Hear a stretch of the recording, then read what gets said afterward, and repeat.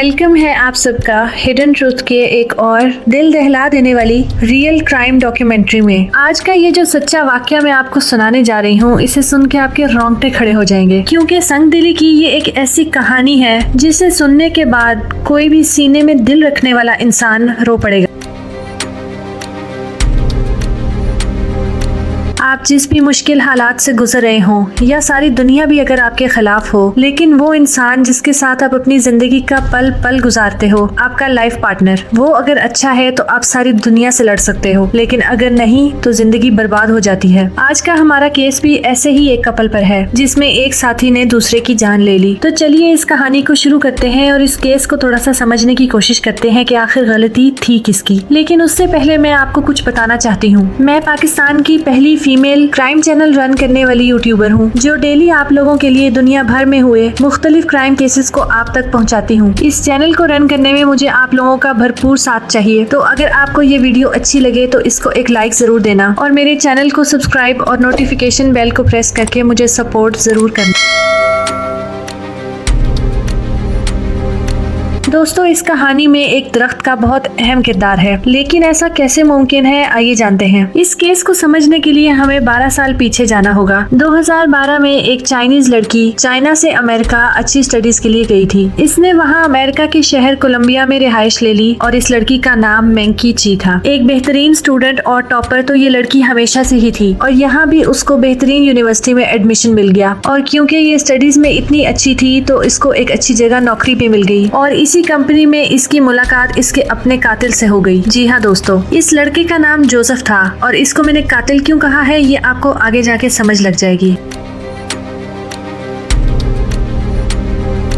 एक ही कंपनी में होते हुए और इकट्ठे काम करते करते ये दोनों अच्छे दोस्त बन गए और आहिस्ता आहिस्ता ये दोस्ती प्यार में बदलती गई। और फिर यूं ही कुछ साल बीत गए और फिर 2017 में इन दोनों ने शादी का फैसला किया। शादी के बाद कुछ अरसे तक तो इन दोनों की जिंदगी बहुत अच्छी चलती रही, लेकिन तकरीबन 1 साल के अरसे के बाद जोसेफ ने अपनी नौकरी छोड़ दी और वो घर बैठ गया। लेकिन मैंकी ने अपनी नौकरी नहीं छोड़ी और वो घर का सारा खर्चा उठाने लगी। अब 2018 का टाइम आ गया था और इनके घर एक बच्ची पैदा हुई, पर यहाँ से इनके घर के हालात थोड़े थोड़े खराब होने लगे और अब जोसेफ ये चाहने लगा कि मैंकी चुपचाप घर बैठ जाए और बच्ची की देखभाल किया करे। पर घर का खर्चा चलाने के लिए मैंकी इस बात पर तैयार नहीं थी, क्योंकि जोसेफ तो कुछ काम नहीं करता था और इस बात को वजह बनाकर जोसेफ अक्सर मैंकी से लड़ाई करता रहता था। लेकिन मैंकी की एक आदत थी और वो ये थी कि वो अपने घर के हालात रोज अपनी माँ को बताया करती थी। फोन पर इतनी लंबी लंबी बातें करते करते अक्सर मैंकी रोने लगती, लेकिन इसकी माँ इसको तसल्लियाँ देने के अलावा और कर भी क्या सकती थी। यूं ही रोते धोते दिन गुजरते गए और अब 8 अक्टूबर 2019 का टाइम आ चुका था। इसकी माँ ने मामूल के मुताबिक इसे कॉल लगाई, लेकिन आगे से किसी ने कॉल रिसीव नहीं की और ये सिलसिला बहुत देर तक चलता रहा। जब बहुत देर तक किसी ने कॉल नहीं उठाई तो मैंकी की माँ ने मैंकी की एक दोस्त को फोन किया और उसको फोन पर कहा कि तुम मैंकी के घर जाके उसका पता करो, सब ठीक तो है ना। अगले दिन सुबह वही मैंकी की दोस्त उसके घर पर गई, लेकिन दरवाजा जोसेफ ने खोला। जब मैंकी की दोस्त ने मैंकी के बारे में पूछा तो जोसेफ ने बताया कि मैं तो खुद बहुत परेशान हूँ, वो कल रात से घर भी नहीं आई। अब यहाँ मैंकी की इस दोस्त को ये बात खटकी और वो फौरन पुलिस के पास गई और पुलिस ने अपनी इन्वेस्टिगेशन शुरू की। लेकिन जब पुलिस ने अपनी इन्वेस्टिगेशन शुरू की तो उनको एक बात पता चली, वो ये थी कि मैंकी के घर की चाबियाँ, उसकी गाड़ी की चाबियाँ और उसका पर्स तक उस घर में ही मौजूद था। लेकिन अपना सब कुछ छोड़कर आखिर मैंकी गई कहाँ? पुलिस ने अब जोसेफ से इन्वेस्टिगेशन शुरू की कि तुम्हारी बीवी 2 दिन से गायब है और तुम्हें कुछ पता ही नहीं, ना तुमने कोई केस रजिस्टर करवाया। तो जोसेफ ने बोला कि मेरे लिए ये कोई नई बात नहीं थी, वो रोज सुबह वॉक पर जाती थी, लेकिन इस बार पता नहीं क्या हुआ जो वो 2 दिन तक घर ही नहीं आई। जोसेफ की ये बात सुन के और उसकी छोटी सी बेटी को देखकर पुलिस बहुत हैरान हुई। इस वाकये को अभी ज्यादा दिन भी नहीं हुए थे और सिर्फ 16 दिनों के बाद पुलिस के पास एक ऐसी तस्वीर आई जिसने पुलिस को चौंका के रख दिया। इस तस्वीर में जोसेफ अपनी छोटी सी बेटी के ऊपर तशद्दुद कर रहा था। ये तस्वीर मैंकी ने ही खींची थी और अपनी माँ को सेंड की थी और इसी तस्वीर की वजह से जोसेफ चाइल्ड अब्यूज के केस में अरेस्ट हो गया। पुलिस का अब जोसेफ के ऊपर शक यकीन में बदलता जा रहा था। पुलिस का दायरा अब जोसेफ पर और तंग होने लगा और इसकी घर की एक बार फिर से तलाशी ली गई और अब की बार तलाशी में जो चीज सामने आई उसने इस केस को और उलझा दिया।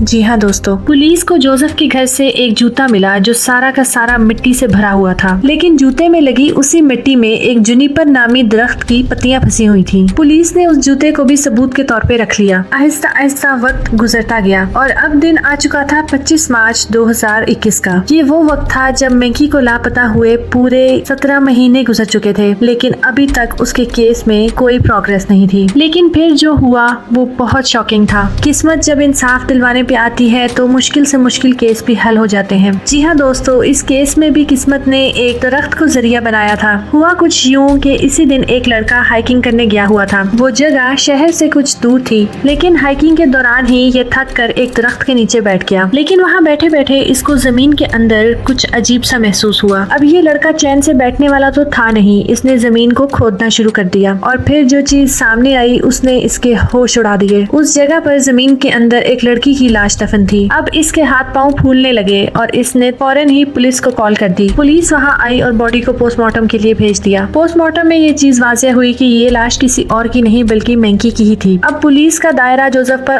और ज्यादा तंग हो गया और वो जोसेफ से सवाल जवाब करने लगी, लेकिन जोसेफ बार बार इनकार करता रहा कि ये कत्ल मैंने नहीं किया। और यहाँ पुलिस को उसी जूते में फंसी पत्तियों का ख्याल आया, क्योंकि मैंकी की लाश जिस जगह से मिली थी वहाँ पर भी एक ऐसा ही जुनिपर का दरख्त था। अब उस दरख्त की पत्तियों और जूते से मिलने वाली पत्तियों को लैब टेस्टिंग के लिए भेज दिया गया और टेस्ट की रिपोर्ट के बाद साबित हुआ कि जुनिपर की उस दरख्त की पत्तियां और इसके शूज से मिलने वाली पत्तियां एक ही दरख्त की थीं।